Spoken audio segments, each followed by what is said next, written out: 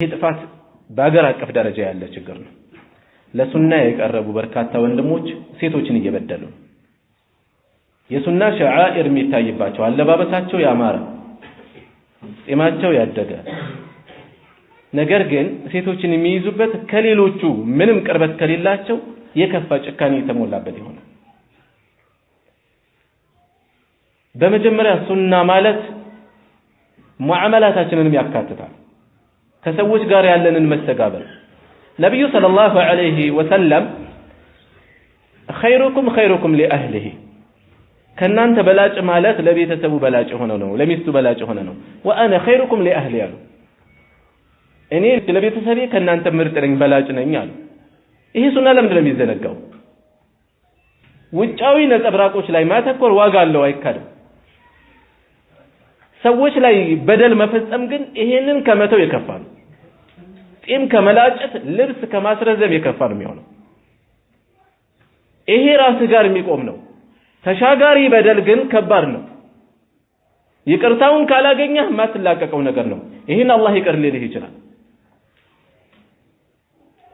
ደግሞ ሚስቱ ላይ በደል የሚፈጽም ሰው በምን መልኩ ነው ልጁን ተርቢያ እያደረገ ያለው? ልጁም በዚህ መልኩ እንዲህ አይነቱን ተርቢያ ይዞ እንዲቀጥል ነው የሚያደርገው። አንድ ወይም ደግሞ ልጁ ላይ ጥላቻን እየተከለ ነው ያለው። ሚስቱን እያናናቀ እያራከሰ ከሆነ ልጁ እናቱን ያራክሳታል። አንተ ያልሰጣህን ክብር እንዴት አድርጎ ይሰጣል? ክብርን አይማርም። ወይ ደግሞ ለራስህ ጠላት እያፈራህ ነው። ትንሽ ማስተዋል ሲጀምር እናቴ እየተበደለች ነው እያለቀሰች ነው ብሎ ሲያስብ ልጅህ ጠላት ይሆናል። በሴቶች በኩል ብዙ ግፍ አለ። ርዕሱ ላይ ቦታው ላይ ይመጣል። የሚፈጸሙት ችግሮች አሉ። እዚህ ላይ የተነሳው ጥያቄ ጋር ሲታይ አላህን እንፍራ።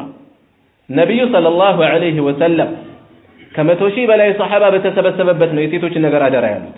ለምንድን ነው ይሄ አደራችን ለሚባለው?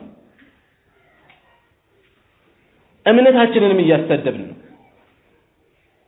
በዚህ ዘመን የሴቶች ጉዳይ ከየትኛውም ዘመን የበለጠ ጥንቃቄ የሚፈልግበት ጊዜ ላይ ነው ያለነው። ለምን? አሰፍስፈው ከዲን ሊያስወጣቸው የሚሰብኩ ስንት ጉድ ነው ያለው።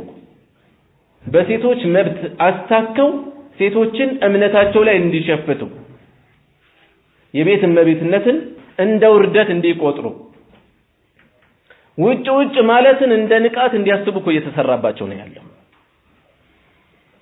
ይሄንን ሁሉ መሰናክል ተቋቁማ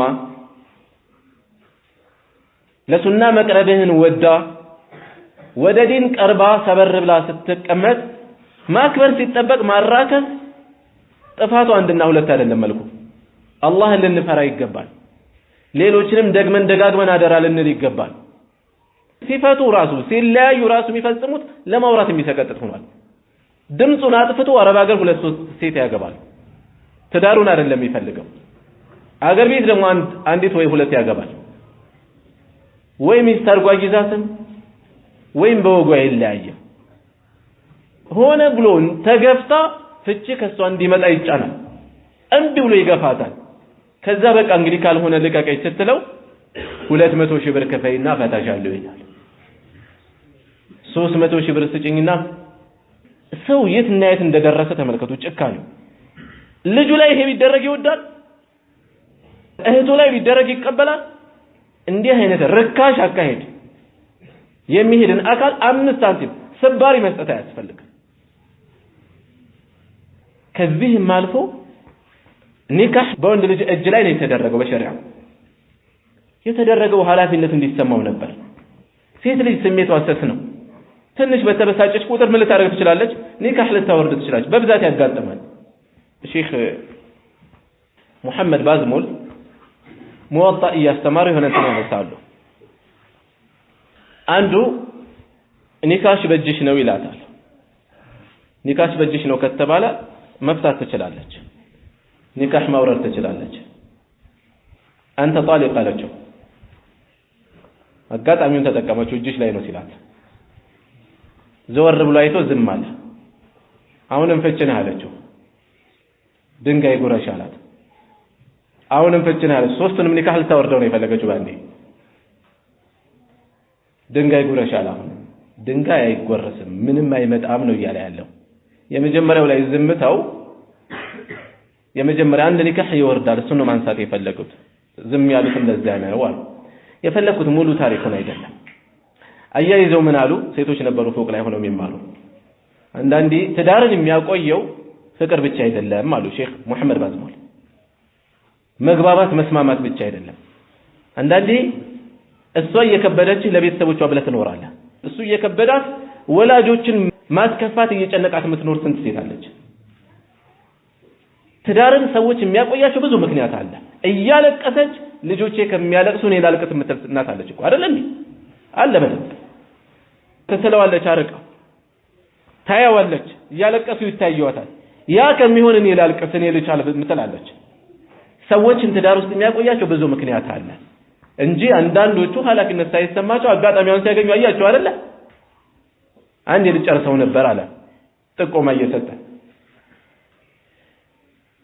ነገር ግን ዛሬ ወንዱ የወንድነት ስሜቱን አጥቶ ትዳርን ማስፈራሪያ ያደርገው ካልሆነ ፈታሻለው እያለ ያስፈራራታል ጧት ማታ ትዳሩ የሱ አይደለም በቃ የሷ ብቻ ነው እሷን ብቻ የሚያስጨንቅ አድርጎ እፈታለው እያለ ያስፈራራ እንዴት ነው በዚህ መጠን የሚሆነው ሰው ይሄ የወንድ አልጫ ነው ወንድነት ያለው አካል ትዳርን ማስፈራሪያ ያደርጋል ይሆነሃል በስርዓት ትኖራለህ አይሆንም በስርዓት ትለያያለህ ጠላትህ እኮ አይደለች ምህተናት አይደል እንዴ ከጋብቻ በፊት እኮ እህትና ወንድሞች ነን አይደል እንዴ መሐላችን እኮ ላኢላሃ ኢላላህ አለ አይደል እንዴ ስለዚህ ቢለያዩም ጠላቱ አይደለም ልጇን ከተለያዩ በኋላ ጧት ማታ የሱን በደል ያወራች ልጇን ጠላቻት የምትሞላ ሴት አለች እንት ሴት አለች በደንብ የልጅሽ አባት ነው አትጠቅሚውም ጠላቻ ስለሞላሽው